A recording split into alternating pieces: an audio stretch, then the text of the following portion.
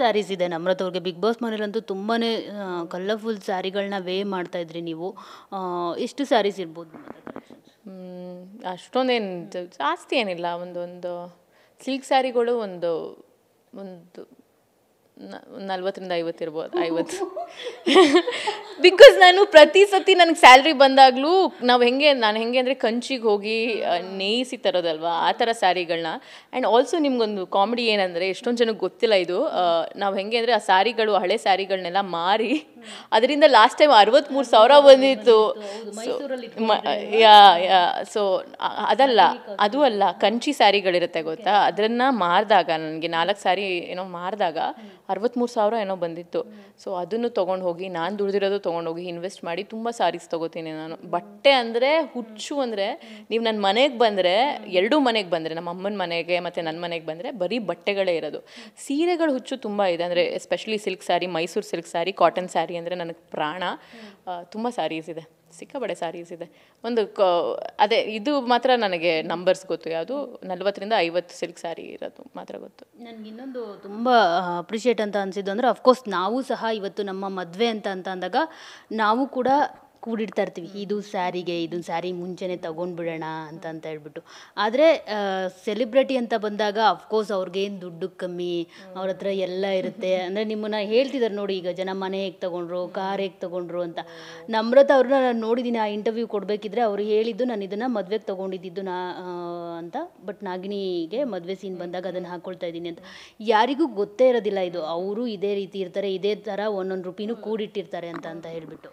ಇಲ್ಲ, ನಾನು ಹೇಳ್ತಾ ಅಲ್ವಾ, ಫೈನಾನ್ಷಿಯಲಿ ನಾಟ್ ಅಟ್ ಆಲ್. ಅಂದರೆ ನಾನು ದುಡಿಯೋಕ್ಕೂ ಮುಂಚೆ ಪಾಪ ಅಪ್ಪ ಅಮ್ಮಂಗೆ we were not financially well. ಅವ್ರಿಗೆ ದುಡ್ಡು ಕೈಗೆ ಹತ್ತಿಲ್ಲ, ಬಿಸ್ನೆಸ್ ಕೈಗೆ ಹತ್ತಿಲ್ಲ, ಆ ಥರ ನಮ್ಮದು very lower middle class family ನಮ್ಮದು. ಪಾಪ ನನಗೆ ತುಂಬ ಒಳ್ಳೆ ಎಜುಕೇಷನ್ ಕೊಡಿಸಿದ್ದಾರೆ, ಒಳ್ಳೊಳ್ಳೆ ಕ್ಲಾಸ್ಗಳಿಗೆ ಸೇರಿಸಿ ಡ್ಯಾನ್ಸ್ ಆಗಿರ್ಬೋದು, ಮ್ಯೂಸಿಕ್ ಆಗಿರ್ಬೋದು, ಎಲ್ಲನೂ ಕಲಿಸಿದ್ದಾರೆ. ಬಟ್ ನಾನು ಒಂದು 7ನೇ ವಯಸ್ಸಿಂದ ದುಡಿಯೋಕ್ಕೆ ಶುರು ಮಾಡಿ ಒಂದೊಂದು ರೂಪಾಯಿನೂ ಕೂಡಿಟ್ಟು ಇವಾಗ ಏನೇನಿದೆಯೋ ಅದೆಲ್ಲ ಆ ದುಡ್ಡಿಂದ ಮಾತ್ರ ತೊಗೊಂಡಿರೋದು. ಯಾರ ಹತ್ರನೂ ಕಿತ್ತು ಅಥವಾ ಸಾಲ ಮಾಡಿ ಅಥವಾ ಬಕೆಟ್ ಹಿಡಿದು ಚಮಚಗಿರಿ ಮಾಡಿ ಅಂತೂ ನಾನು ಯಾವುದನ್ನು ತೊಗೊಂಡಿಲ್ಲ ಜೀವನದಲ್ಲಿ. ಸೊ ಎಲ್ಲ ನನಗೊಂದು ಹೆಮ್ಮೆ ಏನಂದರೆ, ನಾನು ದುಡ್ದಿರೋದು ಒಂದೊಂದು ರೂಪಾಯಿನೂ ಕಷ್ಟಪಟ್ಟು ನಾನು ದುಡ್ದಿರೋದ್ರಿಂದನೇ ನಾನು ತೊಗೊಂಡಿರೋದು. ಹೇಗಿರುತ್ತೆ ಇನ್ವೆಸ್ಟ್ಮೆಂಟ್ ಪ್ಲಾನಿಂಗ್ ನಮ್ರತ? ನಾನು ಯಾಕೆ ಕೇಳ್ತಾ ಇದ್ದೀನಿ ಅಂತ ಇದು, ಎಷ್ಟೋ ಜನ ಹುಡುಗಿರಿಗೆ ಗೊತ್ತೇ ಇರೋದಿಲ್ಲ ಯಾವ ರೀತಿ ನಾವು ಸೇವ್ ಮಾಡಬೇಕು ಅಮೌಂಟ್ನ ಅಂತ ಹೇಳ್ಬಿಟ್ಟು. ಮೊನ್ನೆ ಅಷ್ಟೇ ನಾನು ವಿನೋದ್ ರಾಜ್ ಅವ್ರದ್ದು ಒಂದು ಇಂಟರ್ವ್ಯೂ ನೋಡ್ತಾ ಇದ್ದೆ, ಅದರಲ್ಲಿ ಅವ್ರು ಹೇಳ್ತಾ ಇದ್ರು, ಪೋಸ್ಟ್ ಆಫೀಸ್ಗೋ ಮತ್ತೊಂದಕ್ಕೋ ಏನೋ ಅಮೌಂಟ್ ಸೇವ್ ಮಾಡಿ, ಅದರಿಂದ ತುಂಬ ಸೇವ್ ಆಗುತ್ತೆ. ಯಾವತ್ತೋ ನಾವು ಇದು ಮಾಡಿದರೆ ಅದು ನಮಗೆ ಸ್ವಲ್ಪ ವರ್ಷಗಳಾದ ನಂತರ ಜಾಸ್ತಿ ಬರುತ್ತೆ ಅಂತ ಹೇಳ್ಬಿಟ್ಟು. ನೀವು ಯಾವ ರೀತಿ ಸೇವ್ ಮಾಡ್ತೀರಾ? ಸೊ ನಾನು ಚಿಕ್ಕ ವಯಸ್ಸಿಂದ ದುಡ್ದಿರೋದನ್ನ ಏನು ಮಾಡಿದ್ದಾರೆ ನಮ್ಮ ಮನೆಯಲ್ಲಿ ನಮ್ಮಮ್ಮ, ಅದನ್ನು FD ಮಾಡಿಟ್ಟಿದ್ದಾರೆ. ಸೊ ದಟ್ ಅದು ನಾನು FD ಮೆಚ್ಯೂರ್ ಆಗೋ ಟೈಮ್ಗೆ ಅದು ಇನ್ನೊಂಚೂರು ಜಾಸ್ತಿ ಆಗಿತ್ತು. ಸೊ ಅದು ನನಗೆ ಹೆಲ್ಪ್ ಆಯಿತು. ಹಾಗೆ ನನಗೆ ಸ್ಯಾಲ್ರಿ ಬಂದಾಗ ನನಗೆ ಇನ್ಕಮ್ಮು ನನಗೆ ಸೀರಿಯಲಿಂದ ಬರುತ್ತೆ, ಹಾಗೆ ಈಗ ಯೂಟ್ಯೂಬಿಂದ ಬರುತ್ತೆ. ಆ್ಯಂಡ್ ಇನ್ಸ್ಟಾಗ್ರಾಮಲ್ಲಿ ಸ್ವಲ್ಪ ಚೆನ್ನಾಗಿರೋದ್ರಿಂದ ಅದರಿಂದ ಕೂಡ ನಾನು ಸ್ವಲ್ಪ ದುಡಿತೀನಿ. ಸೊ ಅದರಲ್ಲಿ ನಾನು ಇಷ್ಟು EMIಗೆ ಅಂತ ಎತ್ತಿಡ್ತೀನಿ, ಇನ್ನು ಮಿಕ್ಕಿದೆಲ್ಲ ನಾನು ಸೇವ್ ಮಾಡ್ತಾ ಹೋಗ್ತೀನಿ. ಸೇವ್ ಯಾಕೆ ಮಾಡ್ತೀನಿ ಅಂದರೆ, you don't know, you never know ಯಾವಾಗ ಬೇಕಾಗುತ್ತೆ ಎಷ್ಟು ದುಡ್ಡು ಅಂತ. ಸೊ ಒಂದು ಬಲ್ಕ್ ಅಮೌಂಟ್ನ ನಾನು ಯಾವಾಗಲೂ ಸೇವ್ ಮಾಡೇ ಇಟ್ಟಿರ್ತೀನಿ, ಆ್ಯಂಡ್ EMIಗೆ ಮಾತ್ರ ಖರ್ಚು ಹೋಗ್ತಾ ಇರುತ್ತೆ. ಸೊ ಆ ಬಲ್ಕ್ ಅಮೌಂಟ್ ಏನಾಯಿತು ಈ ಸತಿ ಅಂದರೆ, ನಾನು ಮನೆ ಬಾಡಿಗೆಗೆ ನೋಡೋಣ, ಬಿಕಾಸ್ ನನಗೆ ಸ್ಪೇಸ್ ಸಾಲ್ತಾ ಇಲ್ಲ ನಮ್ಮ ಹಳೆ ಮನೇಲಿ, ನಮ್ಮ ಅಪ್ಪ ಅಮ್ಮನ ಮನೇಲಿ. ನನಗೆ ಅಂತ ಒಂದು ಸ್ಪೇಸ್ ಬೇಕು ಅಂತ ಅಂದಾಗ ಬಾಡಿಗೆ ಮನೆಗೆ ಹೋಗೋಣ ಅಂತ ಅನ್ಕೋತೀನಿ.